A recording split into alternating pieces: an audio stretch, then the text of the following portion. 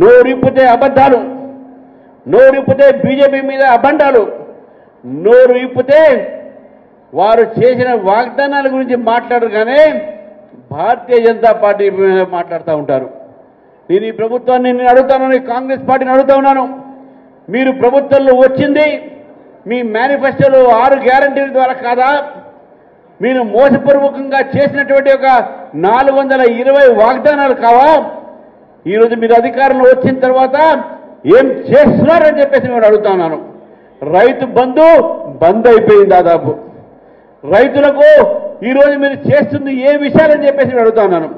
రైతు బంధు ఇవ్వట్లేదు, రుణమాఫీ చేయట్లేదు, విద్యార్థుల ఫీ రియంబర్స్మెంట్ లేవు. ఇక్కడ ఉన్నటువంటి ఒక ఏదైతే అభివృద్ధి కార్యక్రమాలు ఉన్నాయో అన్నీ ఆగిపోయాయి. మీ ప్రయాణం కేవలం ఢిల్లీ మాత్రమే పరిమితమైంది. హైదరాబాద్లో, తెలంగాణలో మీ ప్రభుత్వం కూడా ఆగిపోయిందనే విషయాన్ని కూడా మనం గుర్తించాల్సిన అవసరం ఉంది మిత్రులారా. కాంగ్రెస్ పార్టీ పరిపాలన పక్కకు పెట్టింది. ఎందుకంటే ప్రజలు చేసినటువంటి ఒక్క వాగ్దానాన్ని కూడా వాళ్ళు అమలుపరచలేకపోతున్నారు. మోసపూర్వకంగా వచ్చినటువంటి ప్రభుత్వం ప్రజల్ని మోసం చేస్తున్నారు. అందుకే ప్రజలకు మోహం చూపెట్టేటటువంటి వాళ్లకు తలకాయ లేదు, తలకాయ ఎక్కడో పెట్టుకుంటున్నారు వాళ్ళు. మిత్రులారా, ఈరోజు మనం మెదక్ జిల్లాలో ఉన్నాం. మెదక్ జిల్లాలో 2 ప్రాజెక్టులు మనకు ఉన్నాయి. ఇక్కడ అది బంజీరా కావచ్చు, సింగూరు ప్రాజెక్టు కావచ్చు. మరి దానికైనా ఉన్నటువంటి ఒక ఇరిగేషన్ ఏదున్నాయో ఈరోజు ఇక్కడ రైతులు అడుగుతూ ఉన్నారు, మాకు నీరు ఇవ్వండి, నీరు వదలండి అని చెప్పేసి. కానీ ఈ ప్రభుత్వం దాని మిషన్ పట్టించుకోవట్లేదు. ఈ ప్రభుత్వము గతంలో తీసుకున్నటువంటి మల్లన్న సాగర్ కానీ ఇంకా అనేక ప్రాజెక్టులకు తీసుకున్న భూములు ఎవరి భూములు ఏదో తీసుకున్నారో ఆ రైతులకు ఇంకా కాంపన్సేషన్ ఇవ్వలేదని చెప్పేసి కూడా మా దగ్గరికి చాలామంది వస్తున్నారు కేసు పెట్టడానికి. రైతులకు మోసం చేసినటువంటి ప్రభుత్వం ఇది కాంగ్రెస్ ప్రభుత్వం. ఈ ప్రభుత్వము మెదక్ జిల్లాలో ఏ అభివృద్ధి కార్యక్రమాలు చేసిందనే విషయాన్ని గుర్తు చేసుకోవాలి మిత్రులారా. గత ప్రభుత్వంలో ఇక్కడే సిబిఎస్ సీఎం, ఇక్కడే ఇరిగేషన్ మినిస్టరు, ఇక్కడే అన్ని మినిస్టర్లు ఉన్నప్పటికీ కూడా ఈ యొక్క రాష్ట్రంలో మెదక్ జిల్లాలో అభివృద్ధి జరగలేదు. ఇందిరాగాంధీ గారు కూడా ఈ యొక్క మెదక్ జిల్లాకు, మెదక్ పార్లమెంటుకు ఒక ప్రాతినిధ్యం వహించినప్పుడు మెదక్ జిల్లా ముందుకు పోలేదు. బ్యాక్వర్డ్ డిస్టిక్ గానే ఉండిపోయింది మెదక్ జిల్లా. కానీ ఈరోజు రఘునందనరావు గారు పార్లమెంట్లో మాట్లాడుతూ మెదక్ జిల్లా గురించి మాట్లాడతారు, మెదక్ జిల్లా అభివృద్ధి గురించి మాట్లాడతారు. భారతదేశంలో అన్ని రాష్ట్రాలు అభివృద్ధి చెందాలనే ఆలోచన బీజేపీది. అందుకే ఈ రాష్ట్రంలో బీజేపీ వస్తే డబుల్ ఇంజన్ సర్కార్ వస్తుంది. డబుల్ ఇంజన్ సర్కార్ వస్తే మెదక్ జిల్లా కూడా ఉమ్మడి మెదక్ జిల్లా కూడా అభివృద్ధి మార్గంలో ఉంటుందని చెప్పి తెలియజేసిన మిత్రులు.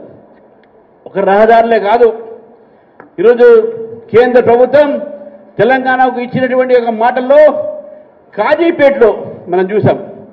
కాజీపేటలో కోచ్ ఫ్యాక్టరీ అనేక సార్లు మనం ఆ రోజు డిమాండ్ చేస్తూ ఉన్నారు. పివి నరసింహారావు గారు ఆ రోజు ప్రధానమంత్రి ఉన్నప్పుడు పివి నరసింహారావు గారు ఆ కాజీపేట ఫ్యాక్టరీని అది మార్చుకొని వేరే దానికి చేయడం జరిగింది. కానీ కాజీపేట ఫ్యాక్టరీ ఈరోజు కడుతుంది ఎవరు?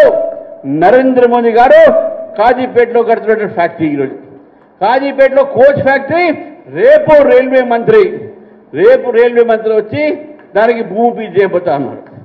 బీజేపీ ఇచ్చిన మాట తప్పదు, ప్రజలకు ఇచ్చిన మాట తప్పదు. భారతీయ జనతా పార్టీ రహదారులు ఇచ్చింది, కొత్త రైల్వే స్టేషన్స్ ఇచ్చినాయి. మెదక్ జిల్లాలో కూడా రైల్వే ఏదైతే లైన్స్ ఉన్నాయో దాని విషయంలో కూడా ఏదైతే డిమాండ్స్ ఉన్నాయో దాని విషయంలో పట్టించుకునే విషయాన్ని మనం చూస్తూ ఉన్నాం. కొత్త రహదారులు ఇచ్చిన, రైల్వే స్టేషన్లు ఇచ్చినాం, కొత్త రైల్వే మనం ఒక స్టేషన్లతో మనం నిర్మాణం చేసుకుంటున్నాం. ప్రజల్లో భారతీయ జనతా పార్టీ పట్ల విశ్వాసాన్ని మనము సబ్కా సాత్, సబ్కా విశ్వాస్, సబ్కా ప్రయాస, సబ్కా ఏదైతే మనం ప్రయాసంతో ముందు పోతున్నామో భారతీయ జనతా పార్టీ ప్రతి ఒక్క వర్గాన్ని ఈరోజు గుర్తిస్తుంది. ఈరోజు బీసీలకు సంబంధించిన వస్తే భారతీయ జనతా పార్టీ ఇది బీసీల పార్టీ. భారతీయ జనతా పార్టీ ప్రధానమంత్రి ఈరోజు బీసీ కొలుస్తుందని చెప్పేసి మేము అందరూ గుర్తుపెట్టుకోవాలి. ఈరోజు క్యాబినెట్లో దాదాపు 20 మంది పైగా మంత్రులు బీసీలు ఉన్నారు. అతి ఎక్కువ మంది బీసీలే ఈరోజు మనలో ఎంపీలు ఉన్నారు, ఎమ్మెల్సీలు ఉన్నారు, ఎమ్మెల్యేలు ఉన్నారు. ఎమ్మెల్యేలు కూడా భారతీయ జనతా పార్టీలో ఎక్కువ మంది బీసీలు ఉన్నారు. మరి మీ పార్టీలో నన్ను మొన్న అడిగారు, బీసీ అని చెప్పి మీరు అంటున్నారు కదా, మరి నిజంగా ఆ సిద్ధశుద్ధి మీకుంటే రేవంత్ రెడ్డి గారిని రిజైన్ చేయమని చెప్పండి, బీసీని ముఖ్యమంత్రి చేయండి, ఇక్కడ నేను కూడా రిజైన్ చేస్తాను కూడా వారికి చెప్పండి కాంగ్రెస్ పార్టీకి. బీసీలు మాట్లాడితే కాదు, చిత్తశుద్ధి ఉండాలనే విషయాన్ని గుర్తుపెట్టుకోవాలి. ఈరోజు బీసీ కమిషన్ తెచ్చింది ఎవరు? భారతీయ జనతా పార్టీ తెచ్చింది.